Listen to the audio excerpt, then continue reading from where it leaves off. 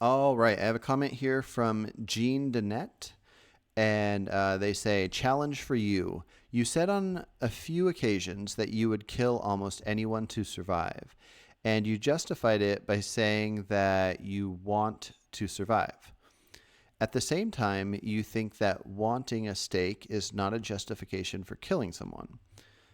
So you seem to be simultaneously accept and reject wanting as a justification.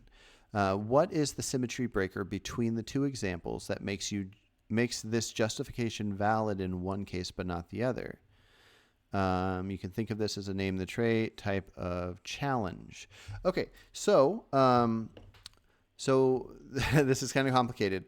So the anything that's justified is off of our wants. I think anyways.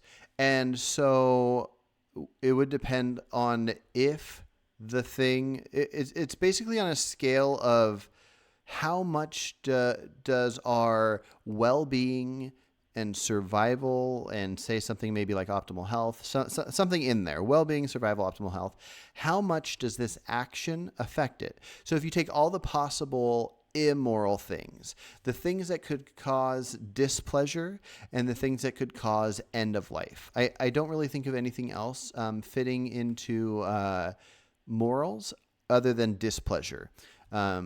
Sentient beings can experience pleasure and displeasure. Causing displeasure is where we get that, like that's what the word moral is referring to. And depending on how you word it, the idea of taking one's life fits into that category. And that's kind of it. It's a whole wide, multi-directional spectrum of causing displeasure and ending life. So anything that could cause displeasure or end life, to do this immoral act, the only way I could justify it, that I think it should be justified, would depend on how far on the spectrum it is of affecting your own well-being, survival, and optimal health. So if somebody wants to kick a dog, this is causing displeasure to a sentient being.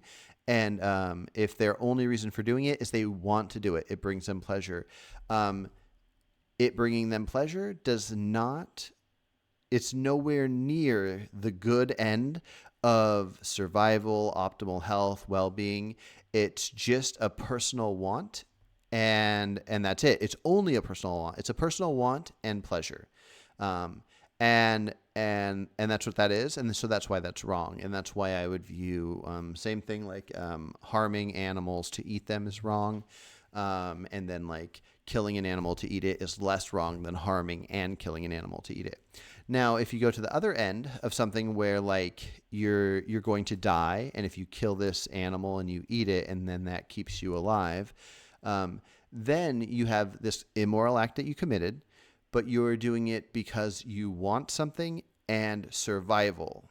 So you're getting this survival out of it, and that survival is a want. Now, I don't know how to break down why a want involving survival should be considered better than a want involving just pleasure of something that we might consider sadistic. Us calling it sadistic, that's just a word, and we make up words so we can talk however we want. To the sadistic person, it's probably perfectly fine.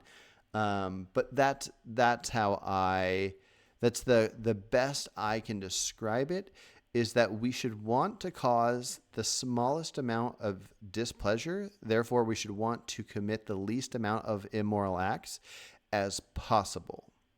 And so if it's not improving your, like to a severe degree, it's not improving your well-being, your survival, your optimal health, then yeah, it's not. I don't think it's a good act to do. And I think anybody, if it came down to the life of themselves or their loved ones, would probably do a handful of immoral acts, and it's not good. It's just what would happen. So yeah, I think that's my answer to that. I am curious to hear from you if that answered it. So anyways, like, comment, subscribe, sub, all that stuff. I'll see you guys in the next one. Take care.